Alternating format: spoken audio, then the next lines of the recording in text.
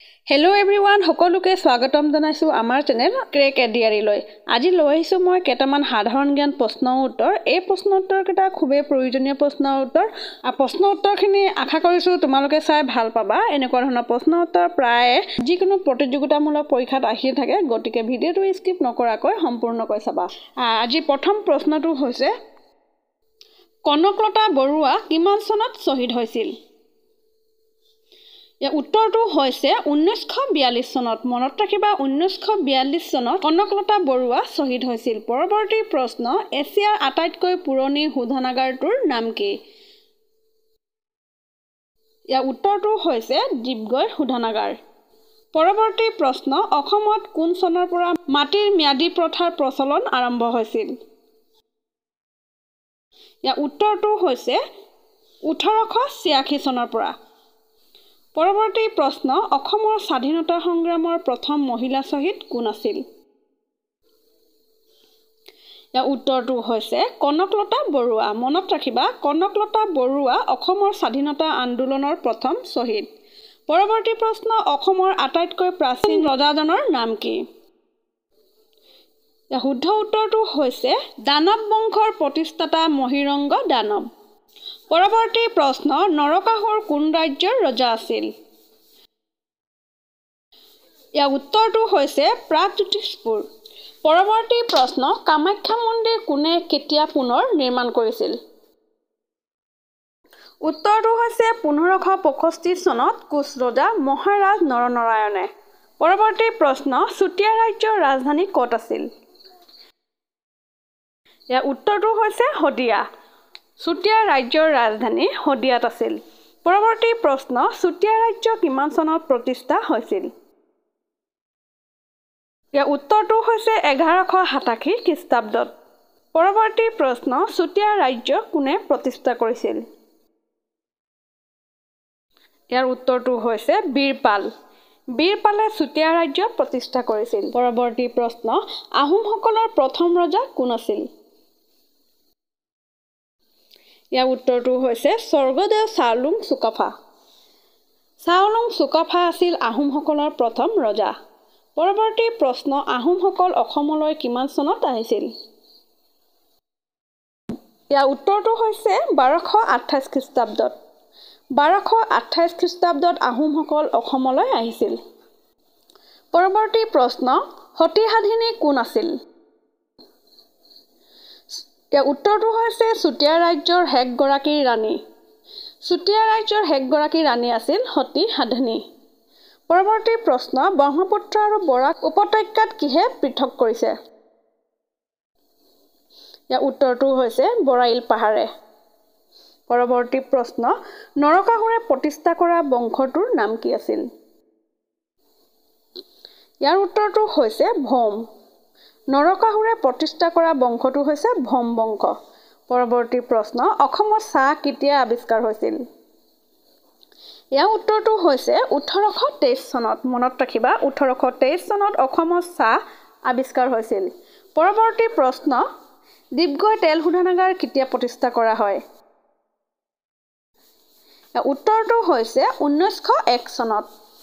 পৰৱৰ্তী প্ৰশ্ন, অসমত কেতিয়াৰ পৰা প্ৰথম খাৰুৱা তেলৰ বাণিজ্যিক উৎপাদন আৰম্ভ হৈছিল? ইয়াৰ উত্তৰটো হৈছে 1889 চনত। 1889 চনত প্ৰথম খাৰুৱা তেলৰ বাণিজ্যিক উৎপাদন আৰম্ভ হৈছিল। পৰৱৰ্তী প্ৰশ্ন, অসমৰ জাতীয় সংগীতটোৰ নাম কি আৰু ইয়াৰ ৰচক কোন? ইয়াৰ উত্তৰটো হৈছে অ মোৰ আপোনাৰ দেশ। ৰচক হৈছে লক্ষ্মীনাথ বেজবৰুৱা। পৰৱৰ্তী প্ৰশ্ন, অসমৰ জাতীয় প্ৰতীক কি? ইয়াৰ উত্তৰটো হৈছে এশিঙীয়া গড়। পৰৱৰ্তী প্ৰশ্ন, অসমৰ কোনখন জিলাত গৰম পানীৰ উঁহ আছে? ইয়াৰ উত্তৰটো হৈছে গোলাঘাট। পৰৱৰ্তী প্ৰশ্ন, অসম বিধানসভাৰ মুঠ আসনৰ সংখ্যা কিমান? ইয়াৰ উত্তৰটো হৈছে 126খন। অসম বিধানসভাৰ মুঠ আসনৰ সংখ্যা হৈছে 126খন। পৰৱৰ্তী প্ৰশ্ন, লোকসভাত অসমৰ সদস্য সংখ্যা কিমান? ইয়াৰ উত্তৰটো হৈছে 14জন। পৰৱৰ্তী প্ৰশ্ন, অসমৰ পৰা কিমানজন সদস্যক ৰাজ্যসভালৈ নিৰ্বাচিত কৰি পঠোৱা হয়? ইয়াৰ উত্তৰটো হৈছে 7 জন। পৰৱৰ্তী প্ৰশ্ন অসমত সাৰ কাৰখানা ক'ত আছে? ইয়াৰ উত্তৰটো হৈছে নামৰূপ। নামৰূপত সাৰ কাৰখানা আছে। পৰৱৰ্তী প্ৰশ্ন অসমৰ কোনখন ঠাইত কয়লা চালিত তাপ বিদ্যুৎ শক্তি কেন্দ্ৰ আছে? ইয়াৰ উত্তৰটো হৈছে বঙাইগাঁও। পৰৱৰ্তী প্ৰশ্ন অসমৰ কোনখন ঠাইত বিলাতী মাটিৰ কাৰখানা অৱস্থিত? ইয়াৰ উত্তৰটো হৈছে বোকাজান। পৰৱৰ্তী প্ৰশ্ন অসমৰ চাহ শিল্পৰ কেন্দ্ৰ বুলি কোনখন ঠাইক কোৱা হয়? ইয়াৰ উত্তৰটো হৈছে চাবুৱা। চাবুৱাক অসমৰ চাহ শিল্পৰ কেন্দ্ৰ বুলি কোৱা হয়। পৰৱৰ্তী প্ৰশ্ন কাঁহ পিতলৰ বাচন বৰ্তন প্ৰস্তুতৰ বাবে অসমৰ কোনখন ঠাই প্ৰসিদ্ধ? ইয়াৰ উত্তৰটো হৈছে সৰ্থেবাৰী। পৰৱৰ্তী প্ৰশ্ন অসমৰ কোনজন ৰজাই মহাভাৰতৰ যুদ্ধত অংশগ্ৰহণ কৰিছিল? ইয়াৰ উত্তৰটো হৈছে ভগদত্তই। পৰৱৰ্তী প্ৰশ্ন অসম ছাত্ৰ সন্মিলনৰ প্ৰথম সভাপতি কোন আছিল? ইয়াৰ উত্তৰটো হৈছে লক্ষ্মীনাথ বেজবৰুৱা। লক্ষ্মীনাথ বেজবৰুৱা আছিল অসম ছাত্ৰ সন্মিলনৰ প্ৰথম সভাপতি। পৰৱৰ্তী প্ৰশ্ন মহাত্মা গান্ধী কেতিয়া অসমলৈ আহিছিল? ইয়াৰ উত্তৰটো হৈছে 1921 চনত।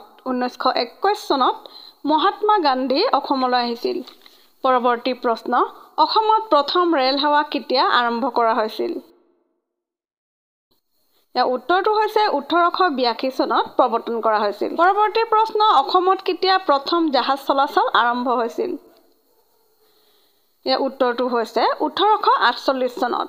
1848 চনত অসমত প্ৰথম জাহাজ চলাচল আৰম্ভ হৈছিল।